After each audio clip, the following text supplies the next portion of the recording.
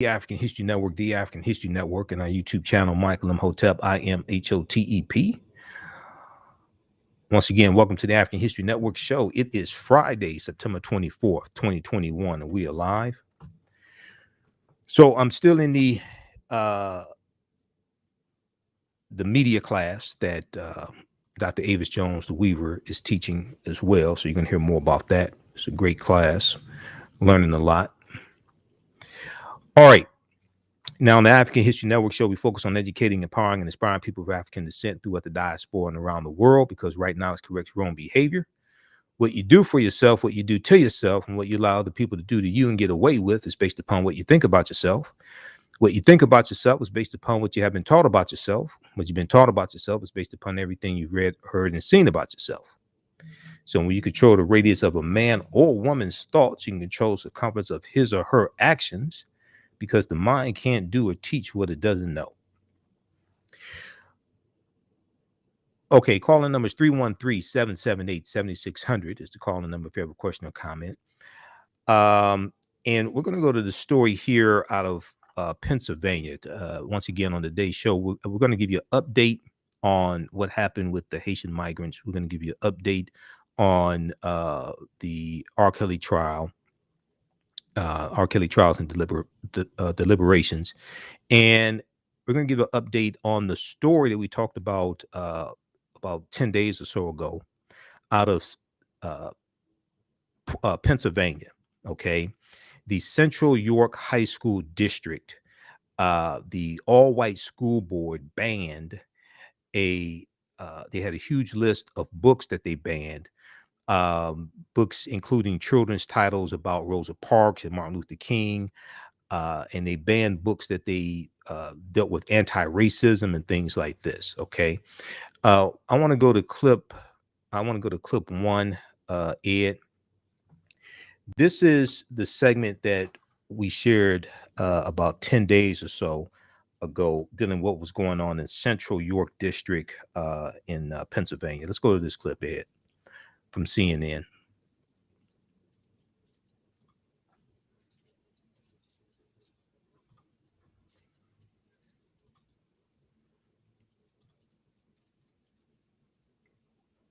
It's clip number one. Okay, we'll get it queued up.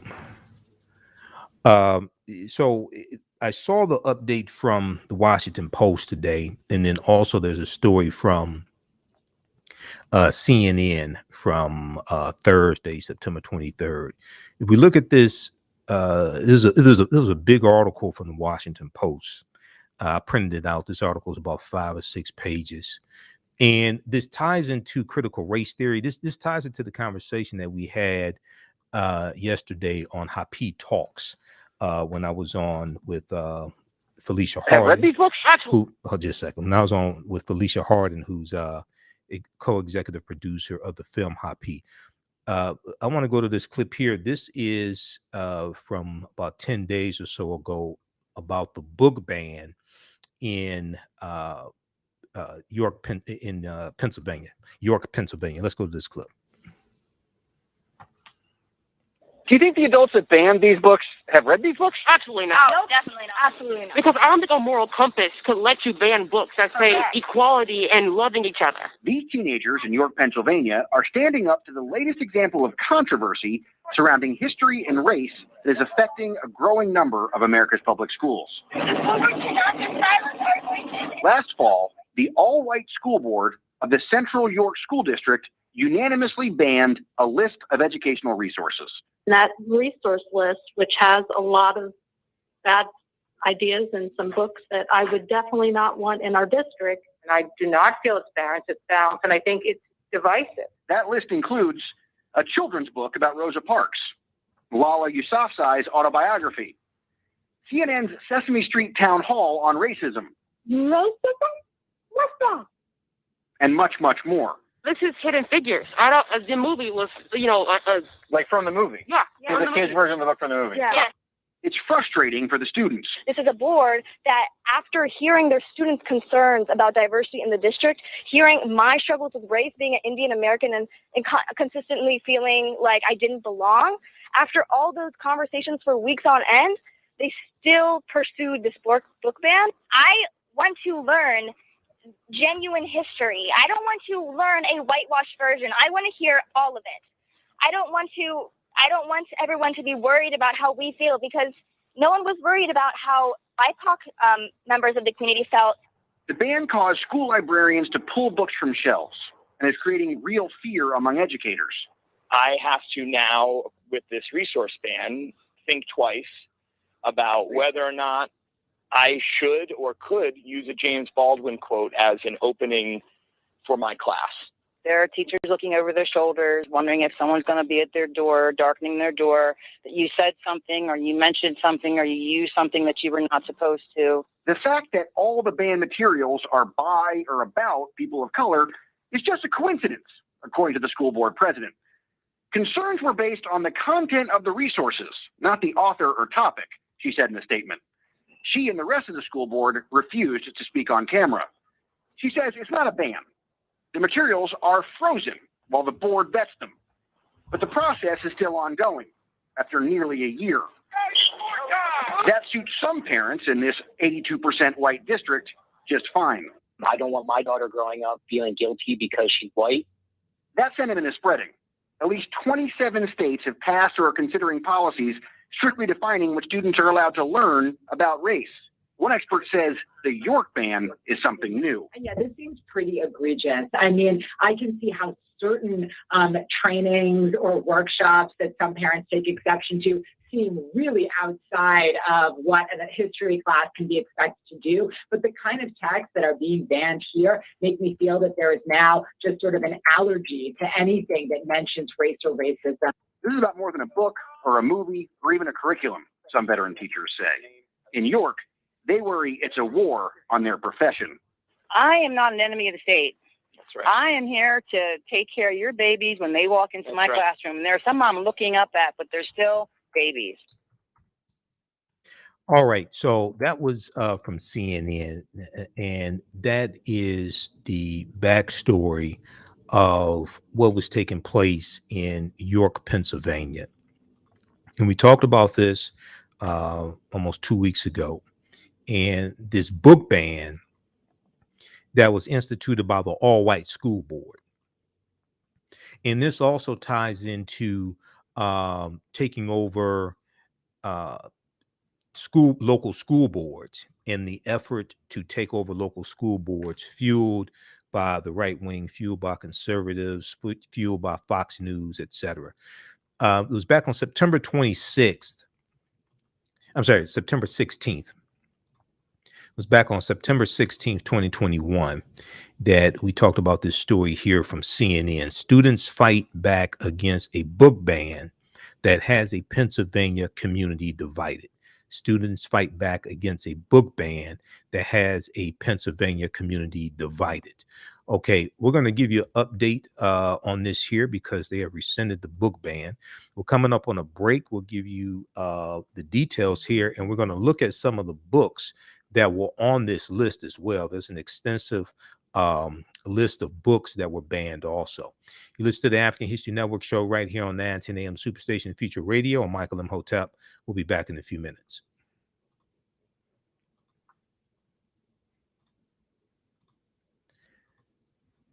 All right, stand by, everybody.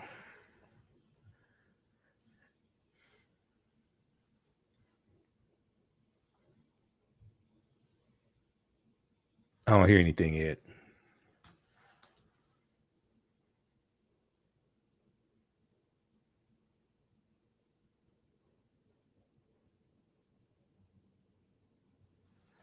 Okay, stand by. We're on commercial break. We'll be back from break in 4 minutes. Stand by, everybody.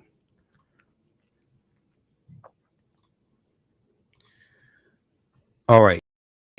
Who still needs to register for the 10-week online course that I teach on Saturdays from the Civil War to the Civil Rights Movement and Black Power, 1865 to 1968? We're going to post a link here. This class is on Saturdays, 12 noon to 2 p.m. Eastern Standard Time. Saturdays, 12 noon to 2 p.m. Eastern Standard Time. It's regularly $130. It's on sale, $70 for a very limited time only. As soon as you register, you can watch the class we did last week. We do the classes live. All the sessions are recorded. Stand by. Relationships, love, sex, health issues, and much, much more. Unfortunately, many people confuse what racism is. Racism is a power structure. It was laws and policies that put us in this predicament. It's going to be laws and policies that take us out. So when you control the radius of a man or woman's thoughts, you can control the compass of his or her actions, because the mind can't do or teach what it doesn't know. We have it all on 910 AM Superstation. Are you a great deal on TV advertising? Stand Are you by, searching for an avenue? Back from break in 4 minutes. Stand by. In 3 minutes. Stand by.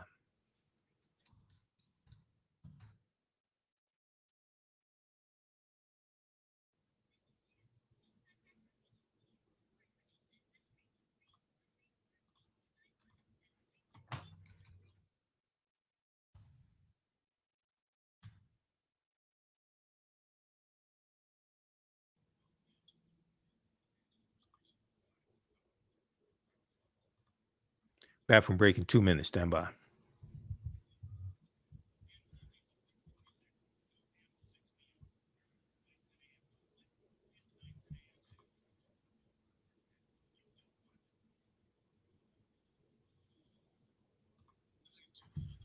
Superstation, the oldest radio station in town since 1922.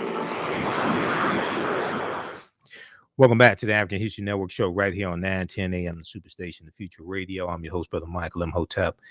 It is Friday, September 24th, 2021, and we are live. Calling numbers 313-778-7600.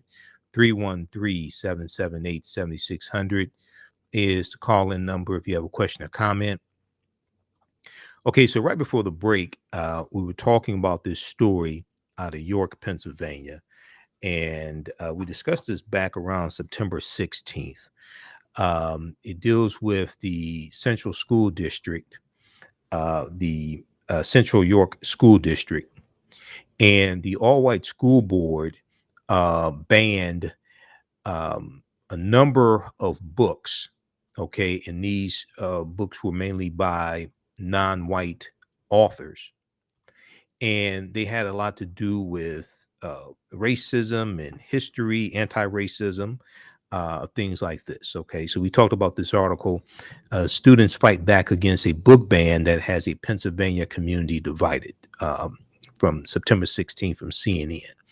Okay, so the story broke on Thursday, September 23rd, that the book ban has been lifted. Okay, the book ban has been lifted.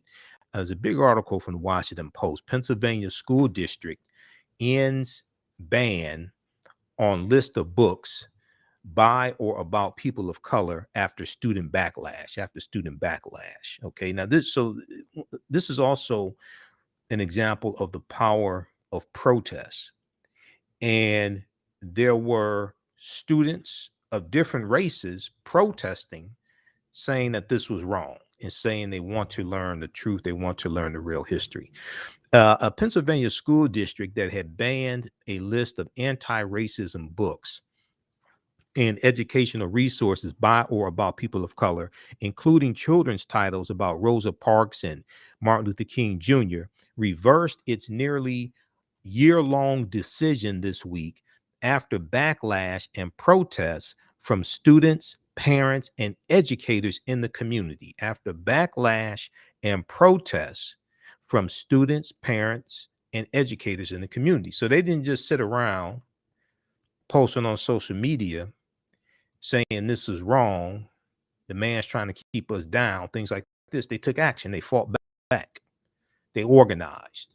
They put pressure on the school board. They got national attention from this, okay? And they forced the school board to, they exposed what was going on. They exposed wrongdoing. They shined light. The best disinfectant is sunlight. That's what they did. They shined some sunlight on this, and they were getting the all-white school board was getting pressure, and pressure can burst pipes. So they had to admit that they were wrong, because they were. And it also causes people to ask the question and say, what are you so afraid of? Okay, what are you so afraid of? And this is a picture of the students and everybody protesting. Also, that they have Black Lives Matter signs. They have signs saying Black history is American history. Another sign saying we are strong together. Right now, the Central York School District had implemented a quote unquote freeze last fall 2020, on a lengthy list of books and educational resources that focused almost entirely on titles related to people of color. Surprise, surprise, surprise. The school district claimed the books on race and social justice, which some in the Southern Pennsylvania community hoped would help bolster the educational curriculum, followed George Floyd's murder and the racial justice protests of 2020 were frozen, not banned, after some parents raised concerns about the materials. Now, once again, the whole critical race theory, the whole attack on critical race theory, or this false attack on what conservatives are calling critical race theory, okay, and them saying they're attacking critical race theory being taught in K through 12 schools, but critical race theory is not being taught in K through 12. They're attacking things that have to do with teaching about systemic racism, history of slavery, anti-racism, etc. This is the backlash to the protests during summer 2020 against the murder of George Floyd, and the killing of Ahmaud Arbery, Breonna Taylor, the Black Lives Matter protests that spread all across the country and went international.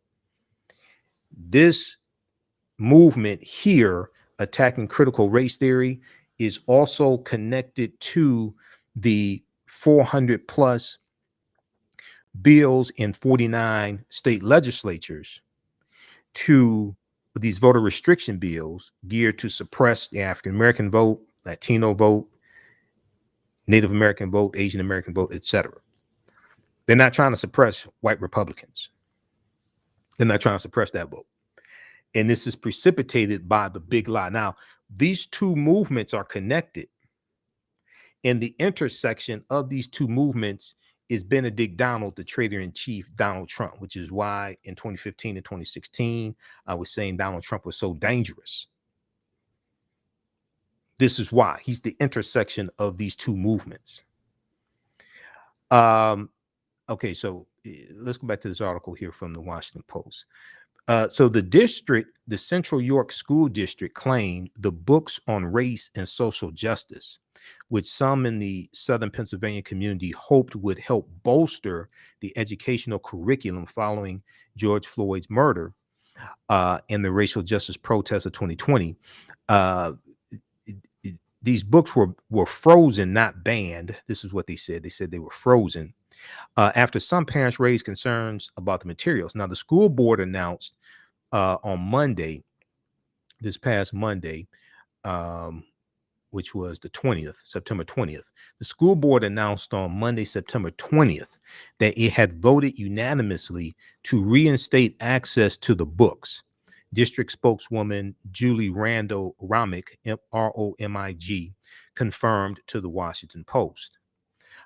Jane Johnson, who's president of the school board, the Central York School District School Board there, Jane Johnson said in a statement that the review of the anti-racist materials had, quote, taken far too long, quote unquote, taken far too long. Now, the all-white school board had taken months to vet books and materials such as children's titles on Rosa Parks and Dr. Martin Luther King Jr., education activist Malala Yousafzai's Yousafzai,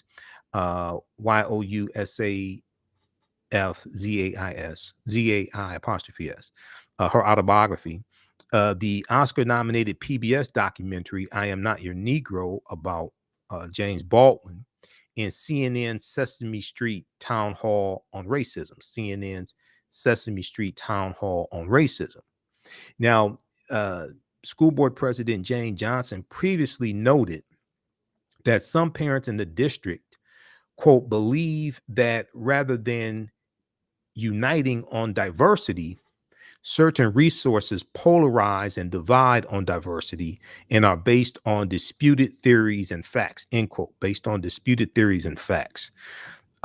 She went on to say, quote, what are we attempting to do is balance legitimate academic freedom with what could be literature or materials that are too activist in nature and may lean more toward indoctrination rather than age appropriate academic content.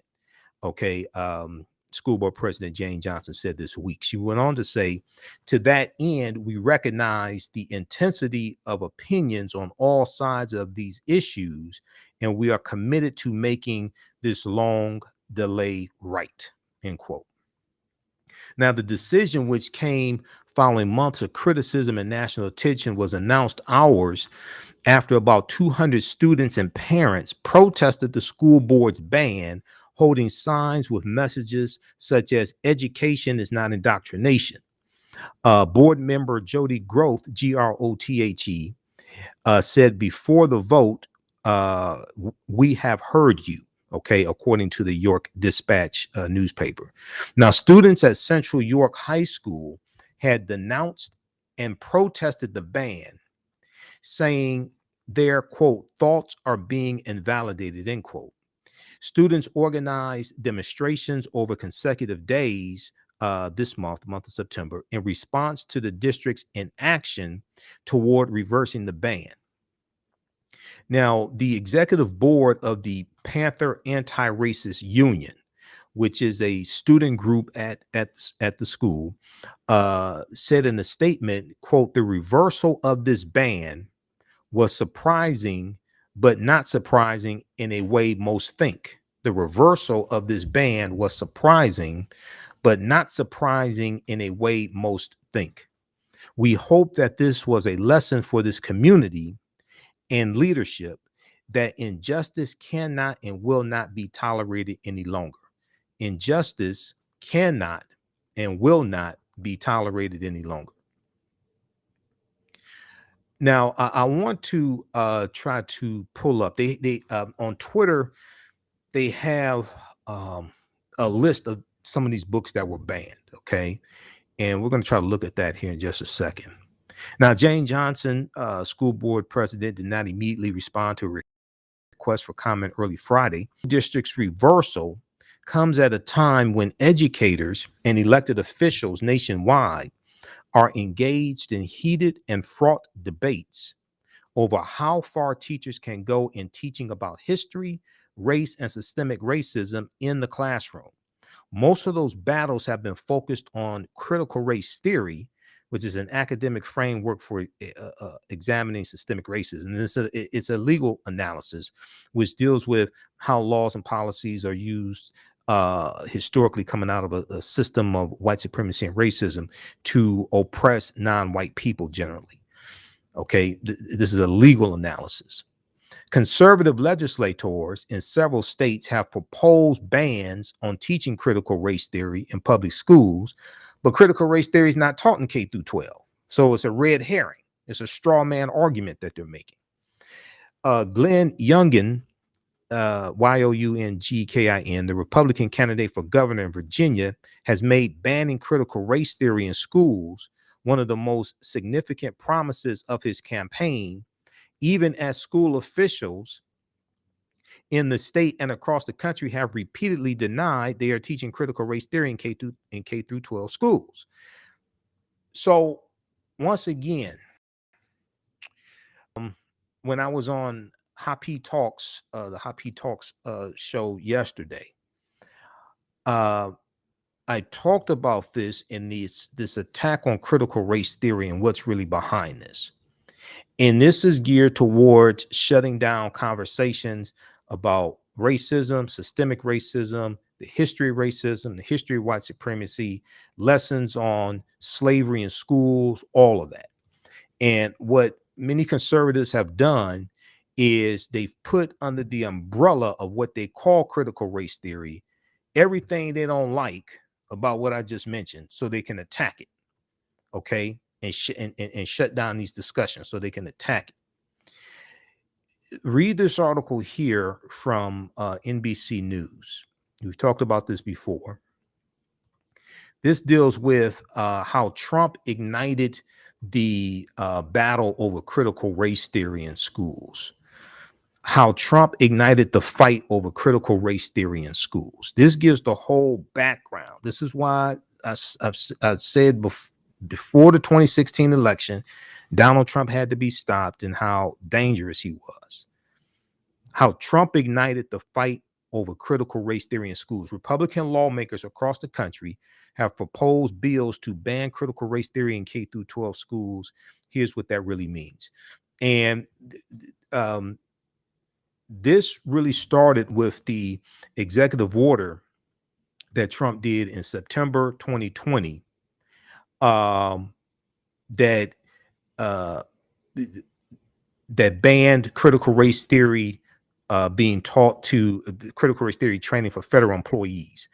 The proposed policies mimic former President Donald Trump's September 2020 memo ordering the Office of Management and Budget to stop funding training on critical race theory for federal employees, calling it a quote unquote propaganda effort. This is what spearheaded this attack. So that's September 2020. That's after the summer protests over George Floyd, Breonna Taylor, et cetera, the Black Lives Matter protests. This was the backlash.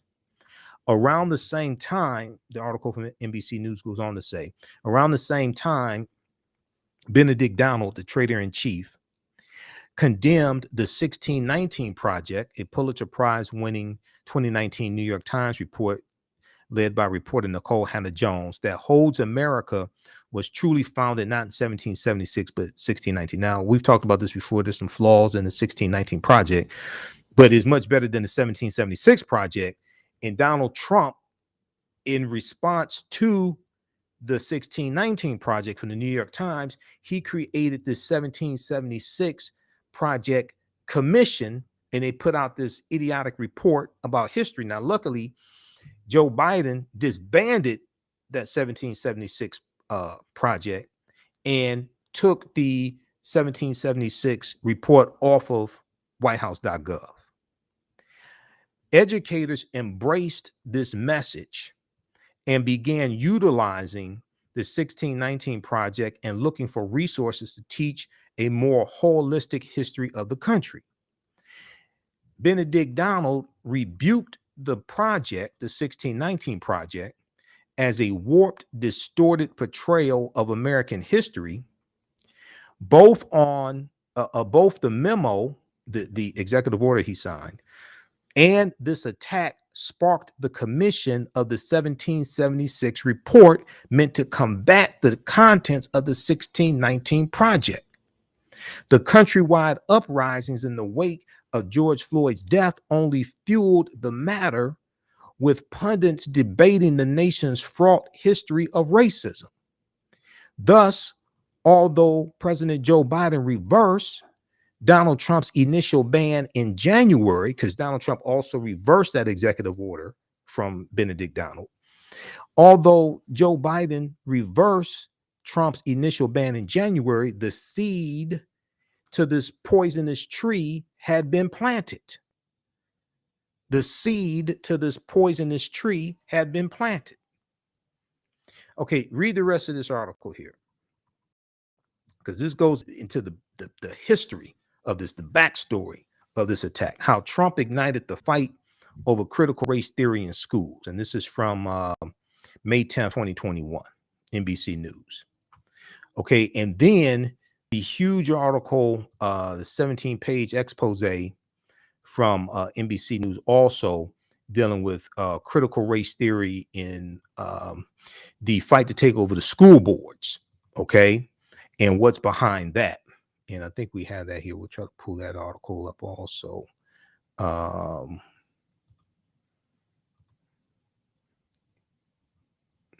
This one right here. This is about a 17-page article. This goes deep into what's behind all these crazy people showing up at school board meetings, crying about critical race theory. Most of them can't tell you what critical race theory is. And a lot of them don't even have children in the school district. Critical race theory battle invades school boards with help from conservative groups. Critical race theory battle invades school boards with help from conservative groups. In towns nationwide, well-connected conservative activists and Fox News have ramped up the tension in fights over race and equity in schools. This is a 17-page article. They go deep into what's taking place right now. And they talk about the backlash to the protests dealing with George Floyd and things like this. And one of the things they say here is they talk about these organizations. And these organizations are training parents on one thing they're doing is encouraging white Republicans largely to run for school boards and take over the school boards, local school boards. Conflicts like this are playing out in cities and towns across the country amid the rise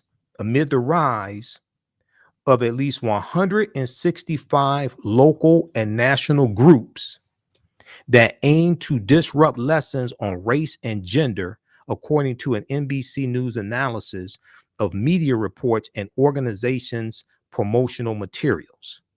This is an organized effort. It's financed by conservative groups, conservative think tanks, promoted by Fox News. We have to have an equal organized effort to fight against this nonsense. We have to have an equal organized effort to fight against this nonsense and put the truth out about history. Reinforced by conservative think tanks, law firms, and activist parents, these groups have found allies and families frustrated over COVID-19 restrictions in schools and have weaponized the right's opposition, the right wing, the conservatives' opposition. They've weaponized conservatives' opposition to critical race theory, turning it into a political rallying point, which is going to be a big issue in the 2022 midterm elections. Read this full expose here. Critical race theory battle invades school boards with help from conservative groups. Okay, now very quickly here, I want to, if we go back to this piece here from the Washington Post, they show the,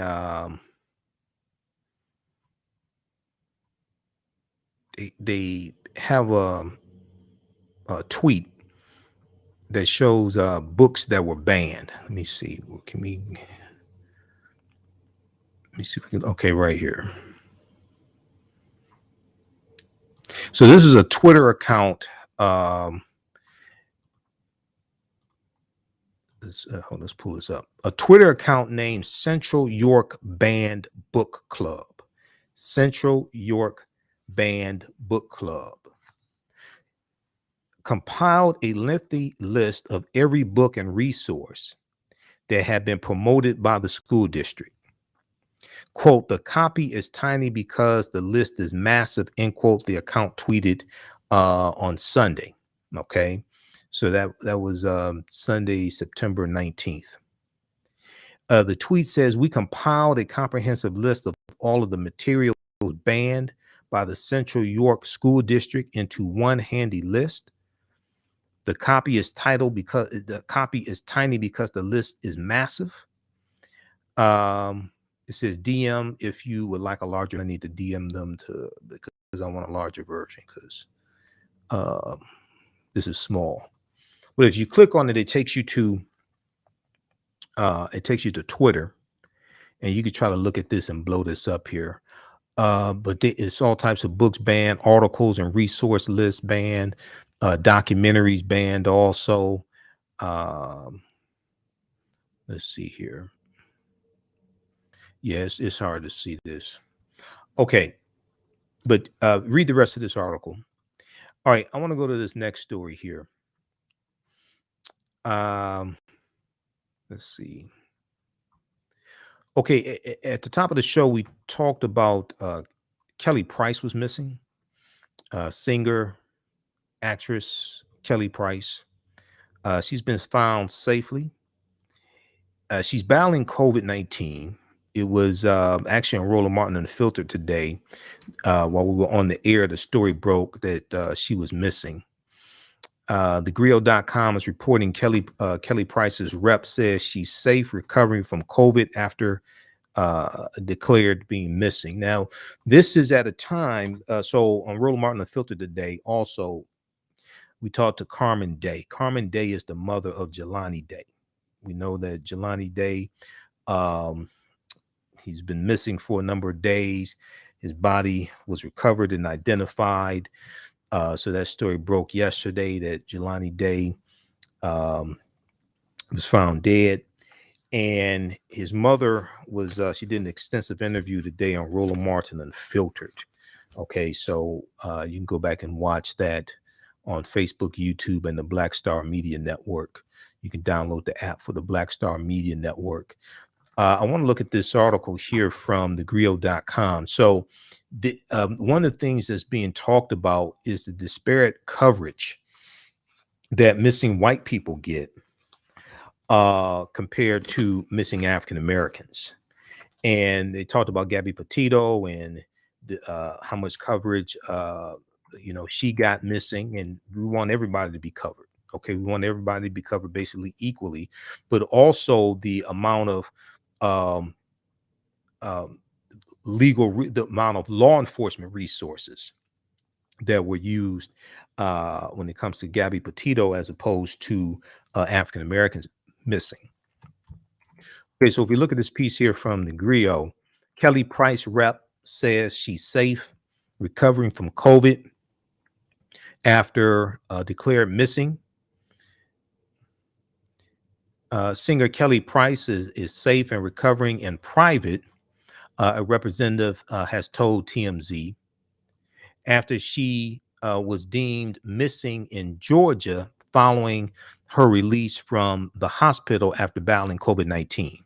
Kelly Price's rep, Monica Ewing, told the celebrity news outlet TMZ that the Grammy-nominated singer-songwriter is not missing and is recovering from COVID-19 in an undisclosed location. The 48-year-old artist, she's 48 years old. Her legal representative reportedly contacted Cobb County Police earlier today. Reportedly contacted Cobb County Police to inform them that she is safe. This is after the police department declared her a missing person following a welfare check conducted at her home last Saturday.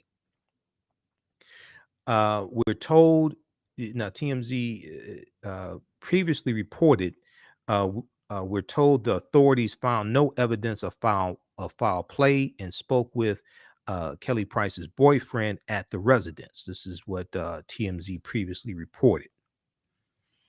The gospel and R&B songstress was listed as missing with the National Crime Information Center. The family told TMZ that Kelly Price was admitted to the hospital in early August 2021 after struggling with COVID-19 symptoms.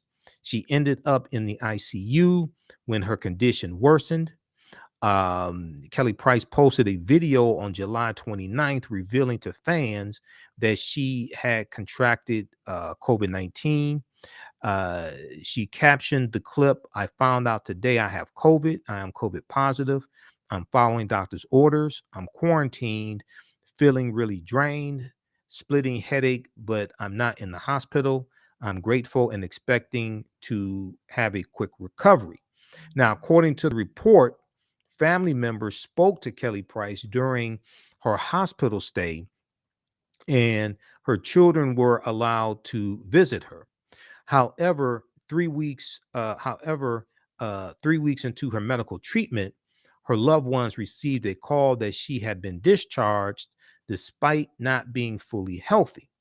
Kelly Price has not been heard from since. Okay. She had not been heard from since. Now, the family has also called out Kelly Price's boyfriend for allegedly barring them from visiting Price's home. Per the report, his suspicious behavior prompted someone to alert the authorities to do a welfare check last week. Now there's an active investigation to find the artist, according to the report. This is the backstory here. Okay. All right. So check out this piece here from thegrio.com. Kelly Price's rep says she's safe, recovering from COVID after being declared missing. All right. Now, we're coming. Let's see. We have a few minutes left here. I want to go to this clip here. This is from Happy Talks yesterday. I was on a panel discussion with Felicia Hardin, who we had on the show yesterday, and this is dealing with the film Happy. The screening is taking place at the Charles H. Wright Museum of African American History, Sunday, September 26th, 3 p.m.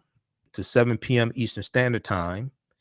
And visit AfricanHistoryNetwork.com, AfricanHistoryNetwork.com for tickets, or HappyFilm.com as well. And there's a panel discussion. We're doing a panel discussion and screening of the film Happy, which deals with the role of economics in the development of civilization. Let's go to this clip, Ed, from Happy Talks. Black America. This is something that's happening, has been happening for a while, and there's many ways that we can get out of this and start to really thrive as a community.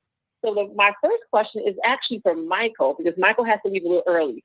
So Michael, let me just ask you this. Can reparations help the situation with the urban crisis? Oh, thanks for having me, Felicia, and look forward to seeing everybody this Sunday. Yes, repairing the damage can help with the urban crisis. When we deal with reparations, we have to really break this down and understand what we're talking about. And this is something I talk about on the African History Network show. The root concept of reparations is not a payday, but it's repairing the damage. That is the legacy of slavery, 246 years of slavery, decades of Jim Crow segregation, redlining, etc. Laws and policies used to oppress African Americans. So understanding it in that concept, yes, repairing the damage can do that. It has to be comprehensive. It can't just be cash payments, even though cash payments can be part of an overall comprehensive repairing the damage package. And reparations is not going to be just one bill. It's probably going to be a generation of repairing the damage. You have to first adequately assess the damage that was done. And one of the things is that when we look at the study that came out in 2020, September 2020, from Citigroup Bank, it talks about how the U.S. economy has lost $16 trillion just over the last 20 years because of laws and policies that are discriminatory against African Americans when it comes to getting bank loans, college degrees, and buying homes. Okay, so what that study did was it showed how these policies are not just hurting African Americans, even though we get the brunt of it, but how it's also hurting all the economy. So yes, repairing the damage can do that. It can help with the urban crisis. Now, you have to address the laws and policies that were put in place. Politics is the legal distribution of scarce wealth upon resources, and the writing of laws, statutes, ordinances, amendments, and treaties, their adoption, interpretation, and enforcement. All right, pause it right there, Ed. those watching on Facebook and YouTube, keep watching for a few more minutes. Our Facebook fan page, The African History Network, and my YouTube channel, Michael Imhotep. Keep watching for a few more minutes. We're going to continue that clip, give a brief update on Haiti and R. Kelly. Right now, it's correct wrong behavior. It's not over till we win. Wakanda forever. We'll talk to you Sunday. Peace. All right, stand by. Okay, stand by. All right, I want to cue this up here. Just a second. Let me cue this clip up because we're not on 9:10 a.m. Superstation anymore. We're only on for an hour. So I want to go back to that clip. We had a good discussion. You can watch that on YouTube at Happy Talk on YouTube. That was from September 23rd. Okay, just a second. Let me grab this clip here. And also, let me see. Did I put that? I think I put that on the homepage of our website as well. So we had a good discussion. I had to leave early because I had to do this show last night. Dr. Leonard Jeffries was really good also. Yeah, on the panel discussion. So just a second here. Let's go back to this. All right.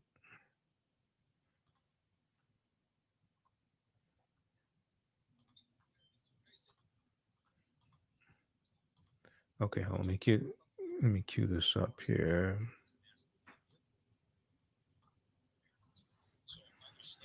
In that concept, yes, repairing the damage can do that. It has to be comprehensive.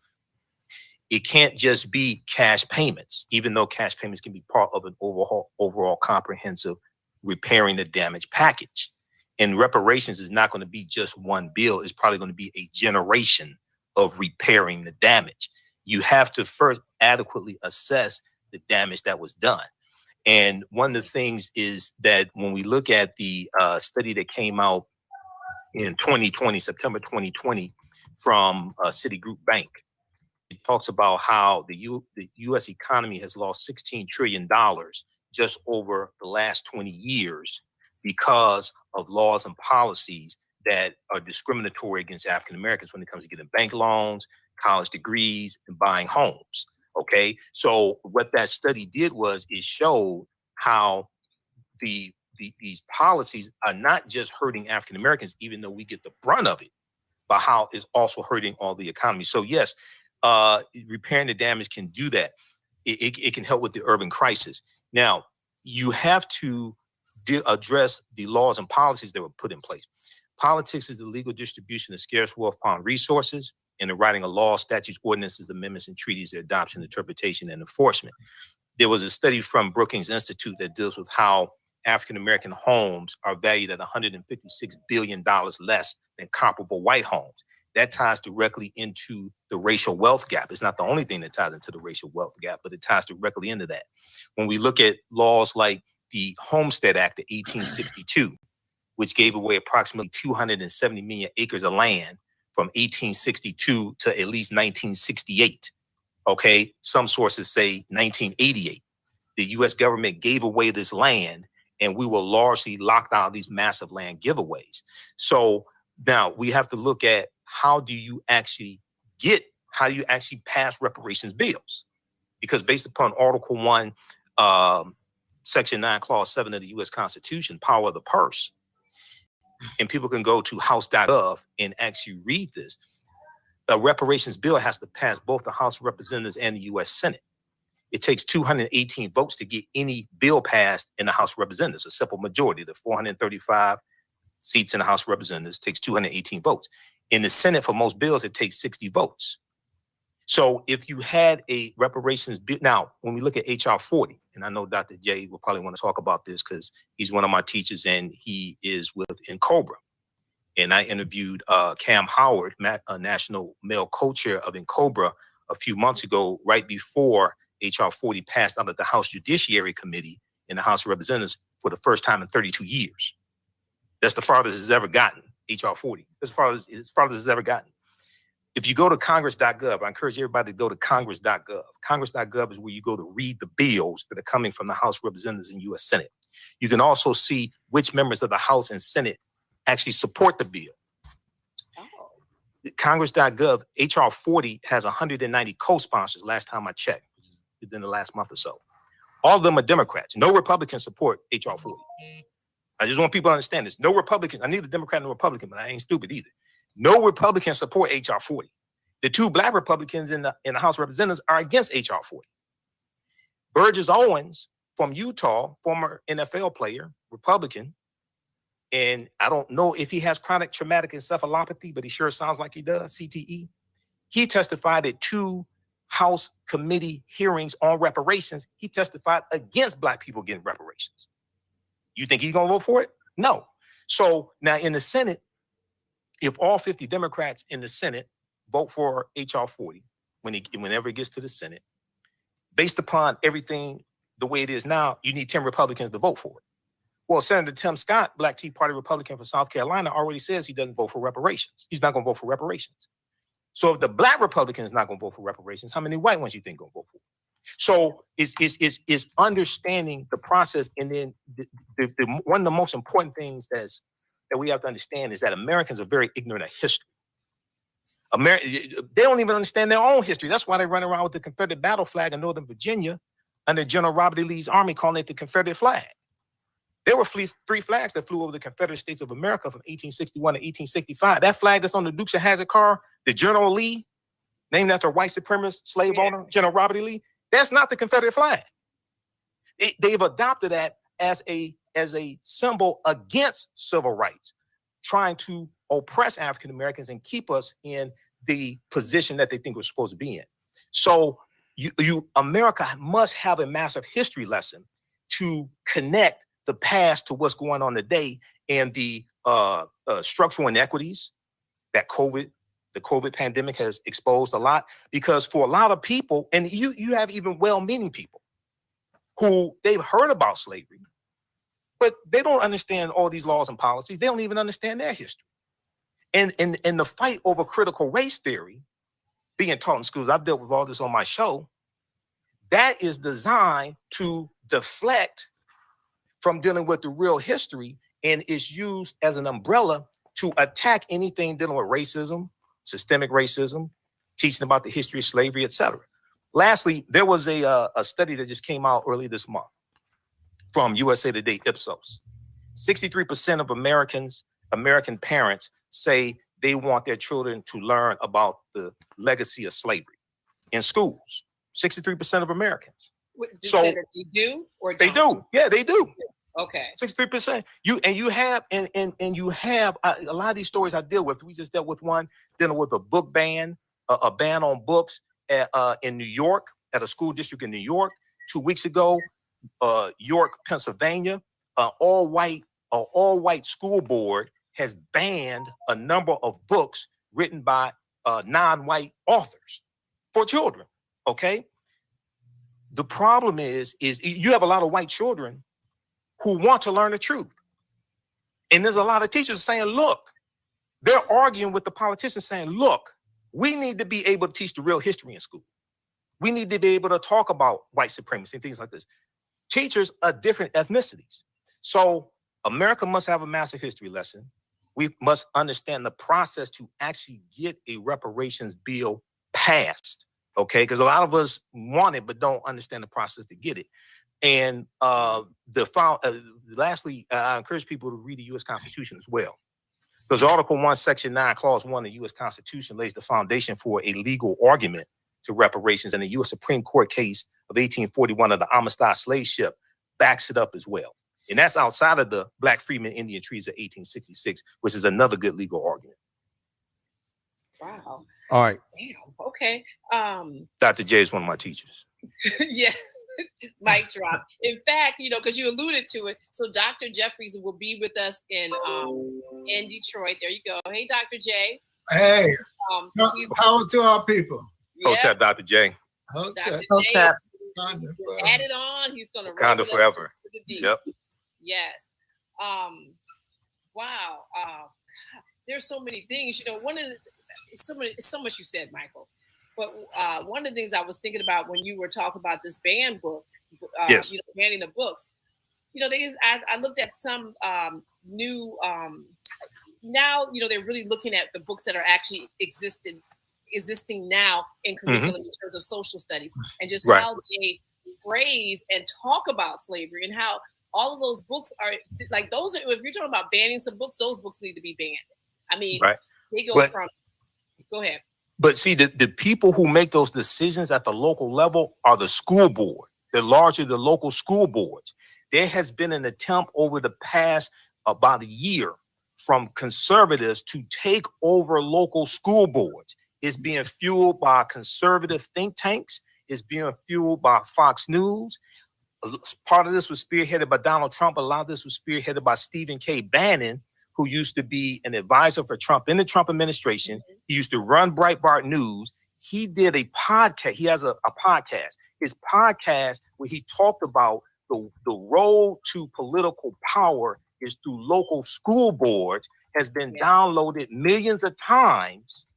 And there's a 17-page expose from NBC News that dealt with this whole phenomenon. And it deals with, and I'll give you the name of it, it's right here. And I know it's 17 pages because I printed it out. This one here is called Critical Race Theory Battle Invades School Boards with Help from Conservative Groups. And it talks about what's behind all of this, okay? And how they how they're attacking anything dealing with teaching about history, systemic racism, slavery, when you want to talk about equal rights, all things like this. All right. So you can check that out.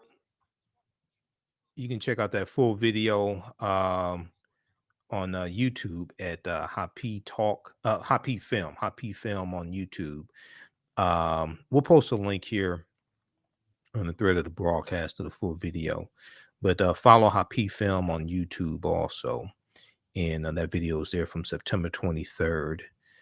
And I was on the panel with Chef Neza, and who will be on our panel Sunday, September 26th, and also Demetrius Hutcherson from First Independence Bank. So they'll be on the panel for the screening. They'll be part of the panel discussion on Sunday. Okay, so here is the link to that full panel discussion that we did yesterday. All right. Very quickly here, let's look at this update.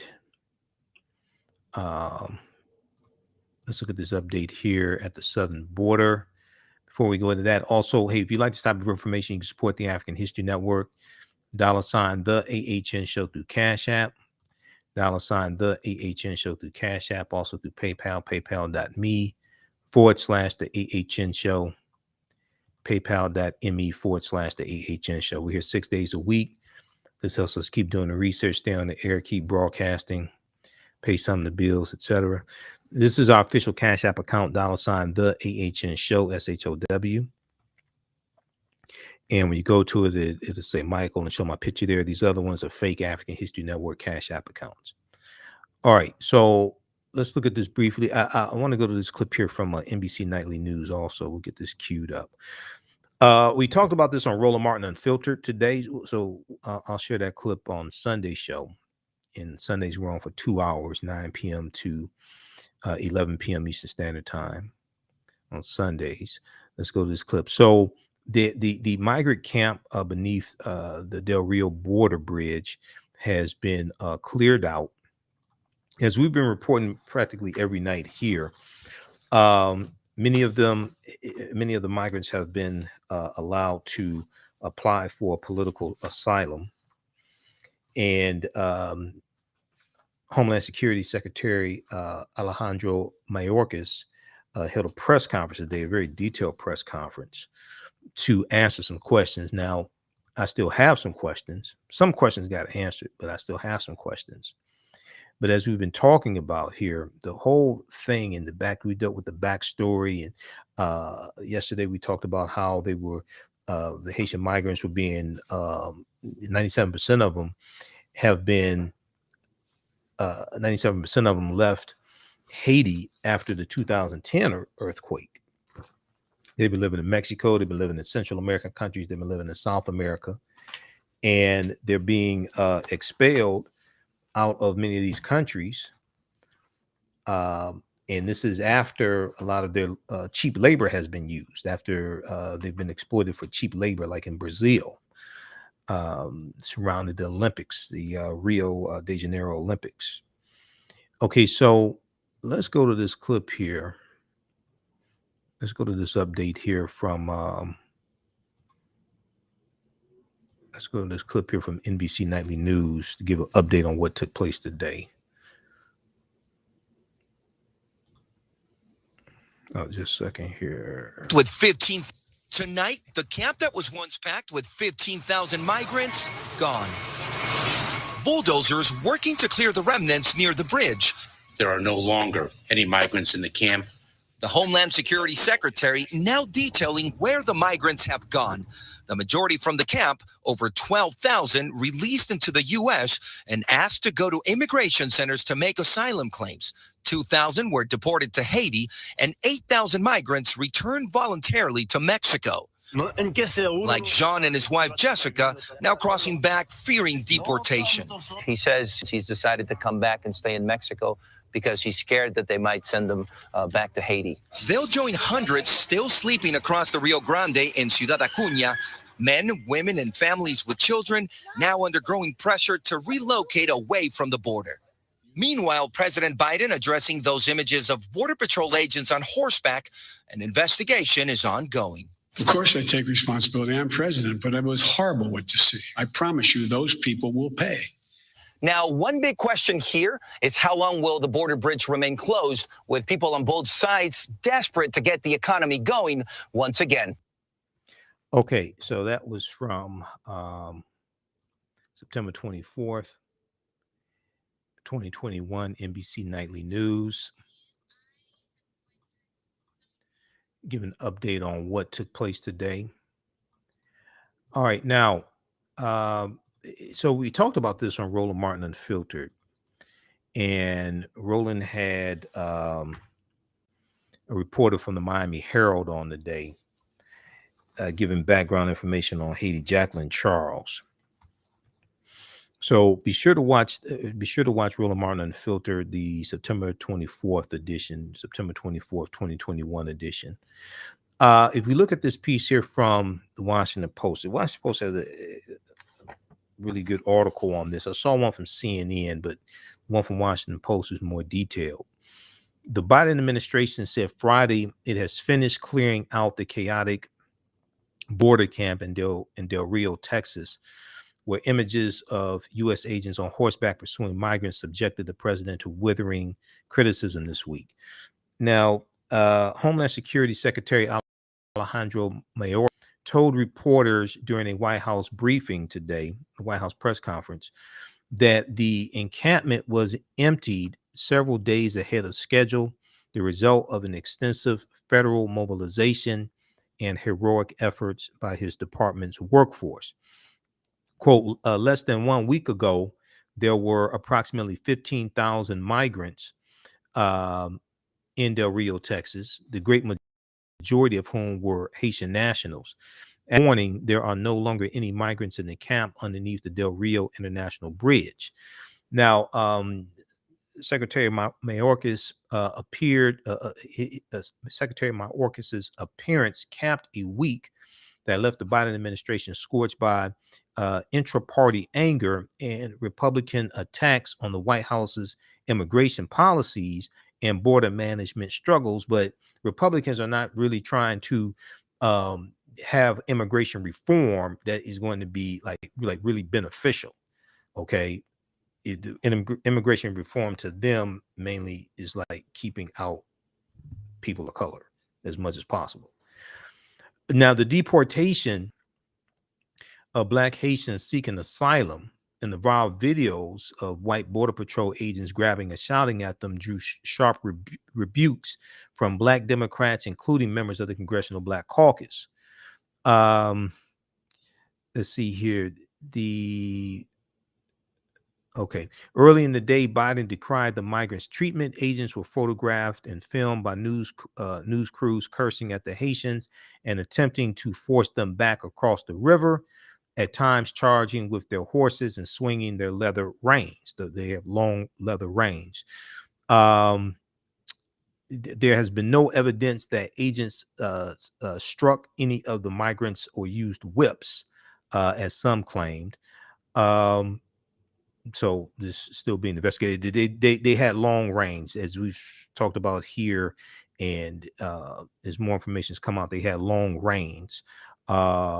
In at least some of the video that I saw, it appeared that some of the Border Patrol agents were hitting them with long range, but they weren't whips, they were long range.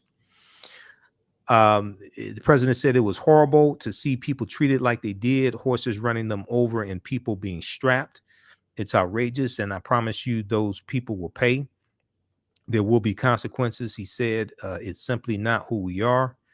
Now, the Department of Homeland Security officials have opened an investigation into the incident.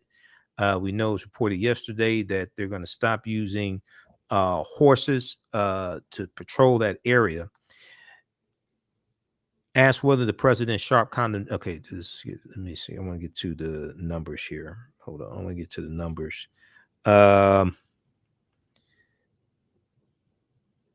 There were 15,000 migrants in Del Rio, Texas, less than a week ago.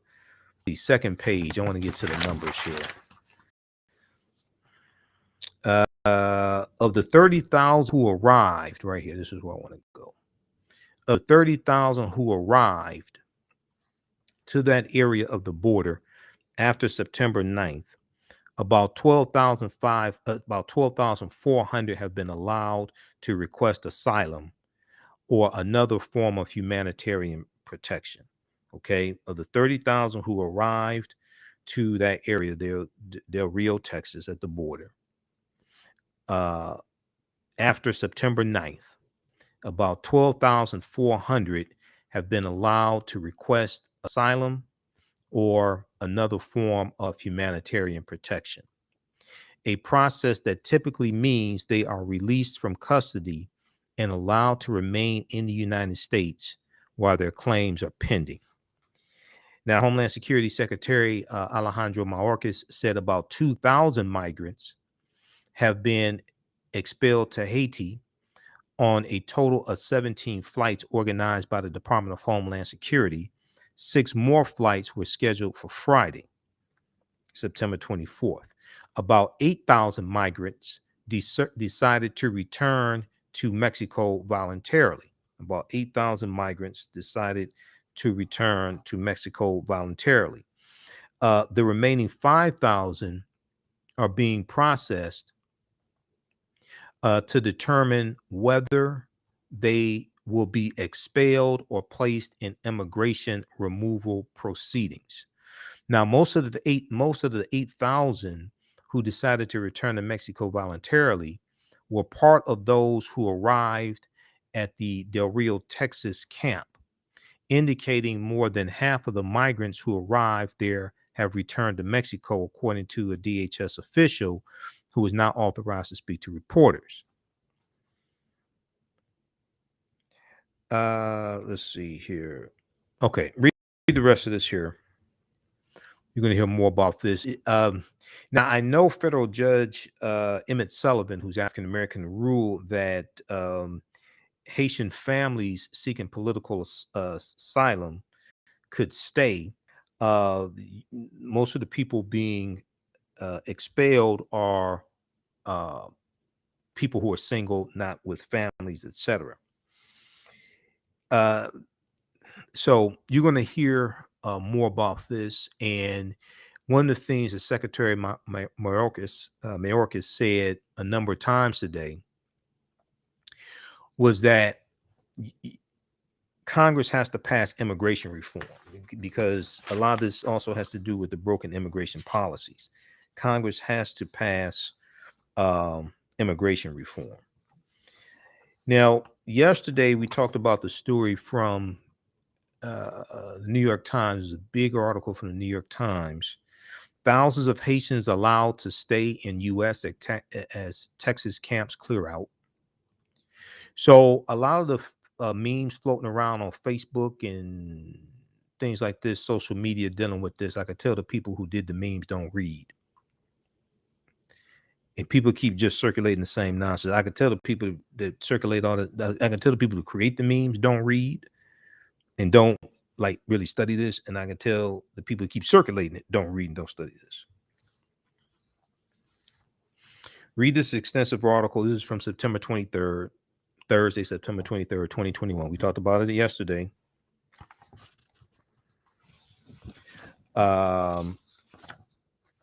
Okay, so read that one from the New York Times. And then also the backstory dealing with the Haitians' labor being exploited in South America and Brazil and Central America, etc., and them being expelled in Chile, things like this. That was a big article from the USA Today that gave some like really good background history. Washington Post also has one dealing with why there's so many Haitians at the border. Okay. Also being that this article is up right here. I talked about this today on Roland Martin Unfiltered. There are 20,000 Haitians who are in Colombia, and it appears they're on the move. They could end up here. Some of them could end up here. More than 20,000 Haitians are gathered in Colombia for possible migration to U.S. DHS is also tracking groups of 1,500 in Panama and 3,000 in Peru, an internal document said. Now, we talked about this here on this show a couple of times this week. This is from September 20th, which was Monday, September 20th. U.S. officials are tracking large groups of Haitians in Latin America, including more than 20,000 in Colombia, who, like thousands now massed on the Texas border, may soon try to reach the U.S. The Department of Homeland Security document also said the DHS Office of Professional Responsibility Agency's internal watchdog is investigating an incident in which border agents are horseback. Okay, we talked about that. They said it was horrific. In addition, 20,000 Haitians gathered in northern Colombia, 1,500 in Panama, 3,000 in Peru. A senior DHS official said it remains to be seen when and whether those migrants will come to the U.S., but they have begun staging in the various countries, potentially signaling they are planning to travel in large numbers.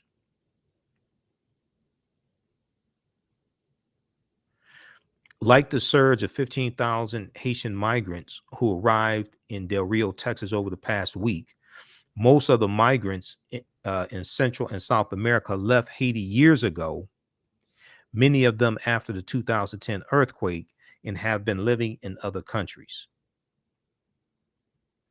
Recent economic conditions in those countries, as well as what Homeland Security Secretary Alejandro Mayorkas described as misinformation about the Biden administration's willingness to take in Haitians, have triggered many to seek protection in the U.S.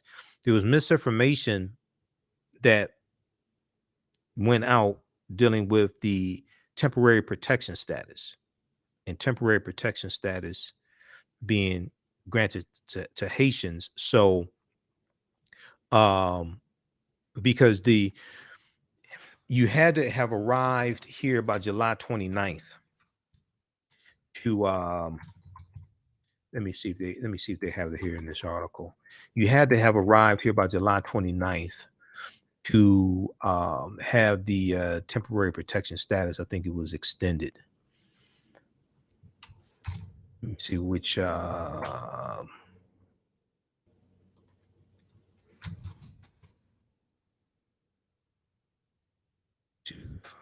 here.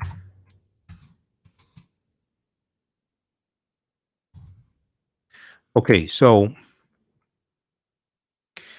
Homeland Security Secretary Mayorkas said the administration had determined Haiti to be capable of taking back the returnees just weeks after finding the country too unsafe, as DHS extended protected status to eligible Haitians present in the United States before July 29th, shielding them from deportation. Let's see, do we have this article up here? Just a second. Okay, here let's flip over to this one. Let's go back to this one. This is a really, really good piece from the Washington Post that gave a lot of background information here. This one right here. Secretary Mayorkas said the administration had determined Haiti to be capable of taking back the returnees just weeks after finding the country too unsafe, as DHS extended protected status to eligible Haitians present in the United States before July 29th, 2021, shielding them from deportation. Misinformation got out about this temporary protected status, and this caused an influx of migrants coming, many of them Haitians, thinking that it applied to them. But the extension of the temporary protection status went to those that were here before July 29th, shielding them from deportation. U.S. officials have set up a $5.5 million fund to help returnees sent back from the Del Rio camp. The Secretary Mayorkas said, read the rest of this article. This is one we talked about in the beginning. All migrants have been cleared from encampment in Del Rio, Texas, Homeland Security Secretary says. So that's from Friday, September 24th, 2021. There's still a lot of questions that I have. I listened to the entire press conference there. I watched a lot of it, and I watched the questions from the press. Some questions I had were answered, but I still have other questions. And the Biden administration really has to make the immigration policies clear. Okay, it may be clear to them. It may be clear to them in the administration who handle this, but to a lot of people in the public, the policies are not clear. Okay, so you can watch. I think in that article they have. Yeah, I think they have the video of the press conference today also, so you can check that out. All right. Lastly, here's a quick update in the R. Kelly trial. We'll talk about this some on Sunday. There's an article from BuzzFeed News I was looking at, and it was crazy. You're grasping for straws when you try to compare R. Kelly to Martin Luther King, Dr. Martin Luther King Jr. and Hugh Hefner and Mike Pence. R. Kelly's defense, they ain't make no sense whatsoever. I'm going to go to this piece here from the Black News Channel. So just a second. Let's go to this one here. Jury begins deliberation in R. Kelly's sex trafficking trial. I bet you he really wishes he could fly. Okay, we'll go to that in just a second. If we look at this one here from BuzzFeed News, R. Kelly's defense compared him to Martin Luther King Jr., Hugh Hefner, and Mike Pence in a rambling closing argument. That's when you know you're in trouble.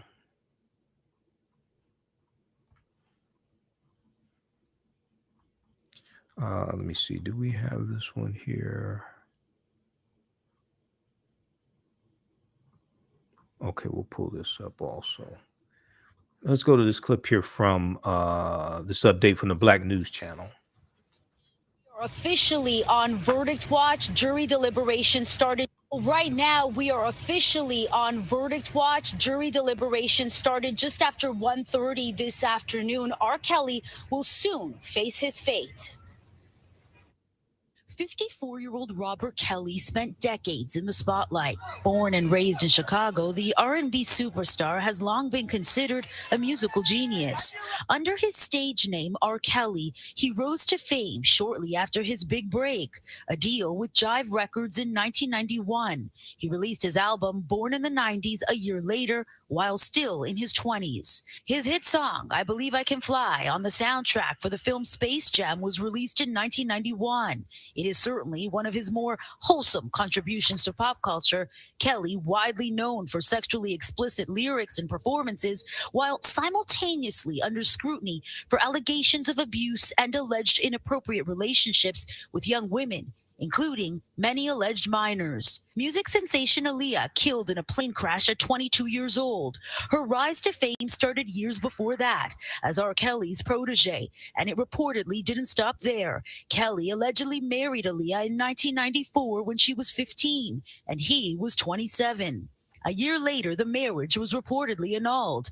Kelly is the lead songwriter and producer on her debut album, Age Ain't Nothing But a Number. Kelly got married again 2 years later to a dancer who would become the mother of his 3 children. Andrea Kelly has done multiple interviews since her divorce from Robert Kelly in 2009. Kelly was still married when his legal troubles started. There's a history of several sex lawsuits dating back to the 90s settled out of court, leading to a high-profile child pornography case. He's found not guilty in 2008. In 2017, a report accused R. Kelly of trapping women in a sex cult and controlling their lives. The music superstar denied the allegations. In 2018, outrage on social media, #MuteRKelly, gained traction. Then in 2019, the explosive documentary series Surviving R. Kelly was released. In it, many women who called themselves his victims and accounts from journalists, music artists, past employees, and family members. The focus, R. Kelly's alleged abuse of power and his alleged sex with many underage girls. Right after, also in 2019, Kelly was dropped from his record label. New sex charges surfaced in Chicago. Then came 2 federal indictments, one in Illinois and the other in New York, followed by prostitution charges in Minnesota. In 2020, season 2 of Surviving R. Kelly released. By then, Kelly was behind bars without bond. Fast forward to this recent high-profile trial in Brooklyn, New York, the United States of America against Robert Sylvester Kelly. After a delay due to COVID, it began last month, August 2021. Through it all, Kelly has managed to maintain a strong fan base, his supporters showing up to the Brooklyn-based courthouse where prosecutors have worked to prove he should do serious time. Kelly pleaded not guilty to racketeering and sex trafficking charges in court behind his mask, a range of emotions clear, as his defense worked hard to clear him of the kinds of sexually related accusations that have tainted his stardom for years. Kelly has never acknowledged breaking the law when it comes to girls or women in general, or sex for that matter. His defense maintaining that position throughout the trial. The prosecution, though, focusing on the voices of dozens of victims alleging abuse, manipulation, and more. Stephanie, we know Kelly himself was a victim of sexual abuse. He's talked about it publicly, dating back years. Kelly said he was abused as a child several times. And of course, whether or not that weighs into what's allegedly happened, that's up for debate. However, it is something he has acknowledged, as have others connected to him. And Stephanie, can you just elaborate a little more on the details that came out in court about how the abuse allegedly continued and persisted? So clearly right now we are waiting to find out whether R. Kelly will be behind bars for years ahead. So that's what we are looking at. However, in court we learned there were people, according to the prosecution, who allegedly participated in all of this. People who worked for R. Kelly, his entourage. The allegations are that they helped orchestrate this kind of thing, while the defense has said, look, this was R. Kelly's lifestyle. These are women who decided to participate in this lifestyle, and he did nothing wrong. Wow. Well, we will be closely monitoring the situation. And as soon as a verdict is down, stay with BNC both on air and online for any up-to-date information. Okay, so that's an update from the Black News Channel from September 24th, 2021. Jury begins deliberation in R. Kelly's sex trafficking trial. You can follow them on YouTube at BNC News on YouTube. So if we look very quickly here at this piece here from BuzzFeed News, R. Kelly's defense compared him to Martin Luther King Jr., Hugh Hefner, and Mike Pence in a rambling closing argument. Prosecutors, meanwhile, said dozens of witnesses, DNA, travel records, text messages, handwritten letters, photos, Facebook screenshots, and audio and video recordings proved that R. Kelly is guilty. R. Kelly's defense lawyer gave his closing argument in R. Kelly's federal trial on Thursday, September 23rd, accusing the many alleged victims of lying and comparing R. Kelly to Martin Luther King Jr., Hugh Hefner, and Mike Pence. Attorney Devereaux Canick's MLK metaphor, which he opened his argument with, was convoluted, and it was not clear what similarities he was trying to draw between the civil rights leader and R. Kelly, who is facing charges of racketeering and human trafficking. So he may be talking about Dr. King's sex life with other women. That may be what he's talking about. But still, what does that have to do with interstate sex trafficking? You know, what does that have to do with that?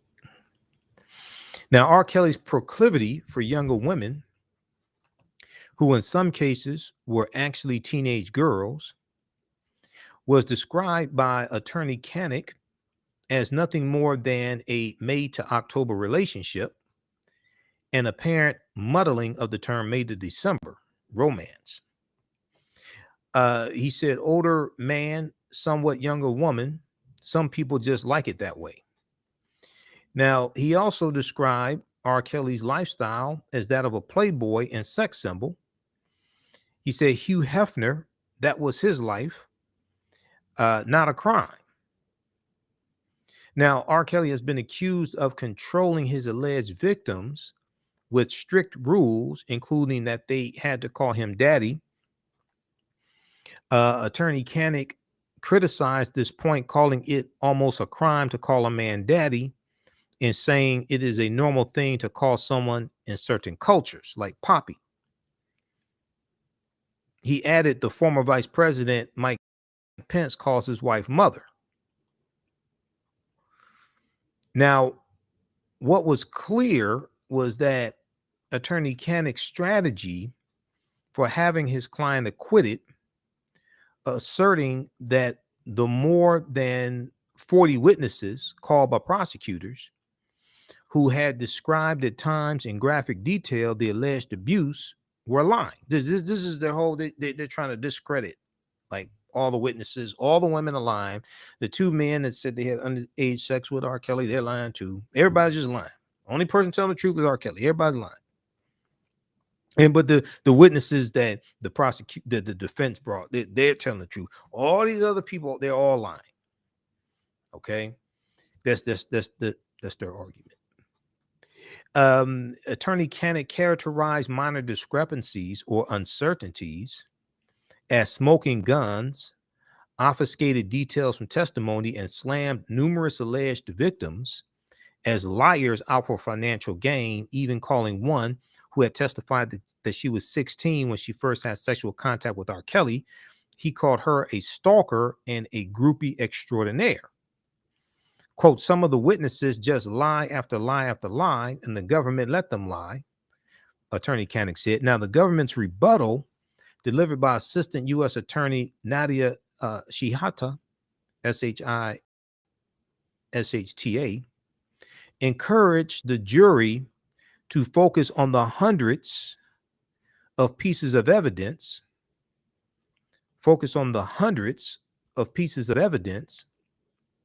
that have been presented in the trial. DNA, travel records, text messages, handwritten letters, photos, Facebook screenshots, audio and video recordings, the sworn testimony of dozens of witnesses, and more. So she's saying, you can listen to all that stuff. He over there talking about MLK, Dr. King, all this stuff. You can listen to that, but look at this right here. Look at this evidence right here. Quote, you can convict the defendant based on the witness testimony alone. Assistant U.S. Attorney Nadia Shahida said, quote, but there is so much more than that. Now, defense attorney Kanik largely did not acknowledge the government's roughly 6-hour-long closing argument, instead focusing on minor details of which witnesses have been uncertain to suggest their stories did not add up, while simultaneously inserting his own discrepancies. At one point, he sneered at the supposed allegation that R. Kelly had kept women in cages, but he never during the trial, but never during the trial did anyone accuse R. Kelly of keeping women in cages. That's a straw man argument. He sneered at the supposed allegation that R. Kelly had kept women in cages, but never during the trial did anyone accuse R. Kelly of keeping women in cages. Following an objection from the prosecution, defense attorney Kanik said that any erroneous information he put forth was due to a, quote, faulty memory, end quote, and not with intent to deceive. Assistant U.S. Attorney Nadia Shahida lambasted defense attorney Kanik's tactics in her rebuttal, saying much of what he said was, quote, not in the record and is not true, end quote. That's when you know you like going, you like in real trouble when your defense attorney just making stuff up. The prosecution did a 6-hour closing argument. Defense attorney Kanik really didn't address the 6-hour closing argument. He just goes, just trying to cite minor discrepancies in the testimony. Now, Assistant U.S. Prosecutor Shahida also criticized how the defense had blamed witnesses for their own alleged abuse. Defense attorney Kanik has repeatedly questioned why they did not leave R. Kelly sooner or call the police, despite a forensic psychologist's testimony on how often victims of abuse go back to their abuser and stay silent. U.S. Assistant Attorney Shahida said, it's like we took a time machine and went back to a courthouse in the 1950s. What they're arguing is that all of these women and girls were asking for it, and they deserved what they got. Never mind that many of them were teenagers too young to consent. Never mind, many of them were teenagers too young to consent. So read the rest of this article here. This is a piece from BuzzFeed News. R. Kelly's defense compared him to Martin Luther King Jr., Hugh Hefner, and Mike Pence in a rambling closing argument. So we'll see how that works out for him. I really think he wishes he could fly right about now. You remember the commercial? You remember the series of commercials from Southwest Airlines, Want to Get Away? You know, they do something crazy, and then it's like, okay, you mess up and you wish you can fly away on Southwest Airlines, Want to Get Away. I think that's what he wishes he can do right about now. All right, speaking of getting away, we have to get out of here. We'll see you all Sunday in Detroit. Sunday, September 26th, Charles H. Wright Museum of African American History. Sunday, September 26th, Charles H. Wright Museum of African American History. For the screening and discussion of the film Happy, Dr. Leonard Jeffries will be here. In Detroit also, he'll be on the panel. I'm moderating the panel discussion. Visit happyfilm.com for more information. We have the information is there, and it's also on our website, AfricanHistoryNetwork.com, AfricanHistoryNetwork.com. Okay, just a second here. The computer's running a little slowly. So if you go to happyfilm.com, tickets are $25, includes the screening and panel discussion. We'll have a vendor booth there. We'll have our DVD lectures, and you register for online courses there also. For the African History Network, they have a vendor table there for Happy. You'll be able to purchase the documentary as well. So scroll down each. Happy, the role of economic and development of civilization. And they have the tour dates: December 26th, Detroit; October 23rd, Atlanta; October 30th, Philadelphia; Houston, Texas, November 6th; Washington, D.C. On the 5th, December 5th; Bridgeport, Connecticut, December 18th, 2021. So if we scroll down here, click right there for tickets for Detroit. Takes to the next page. You can purchase tickets through Eventbrite. I think there'll be tickets at the door also. So Sunday, 3 p.m. to 7 p.m., Charles H. Wright Museum of African American History, 315 East Warren Avenue in Detroit. Okay. So they have the information here. All right, look, we had to get out of here. Remember, at the African, also at a, we have a sale going on this weekend. Get 20% off orders of $100 or more. Use promo code AHN20 off 2021. Get 20% off of orders of DVD lectures, digital downloads of $100 or more at AfricanHistoryNetwork.com. AfricanHistoryNetwork.com. Okay. And we had that promo running this weekend. All right. And be sure to register for the 10-week online course that I teach also, from the Civil War to the Civil Rights Movement and Black Power, 1865 to 1968.